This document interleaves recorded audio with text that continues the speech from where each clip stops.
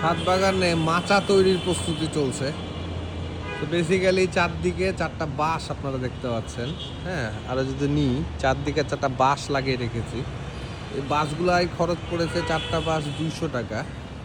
হ্যাঁ, আর এই সুতা পড়েছে 350, সো টোটাল 500, 550 টাকা।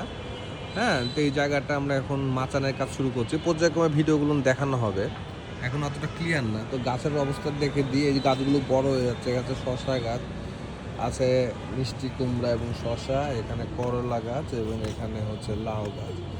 সো আমি যদি এই ভিউ থেকে দেখাই, আমাদের মাচাটা হবে এরকম।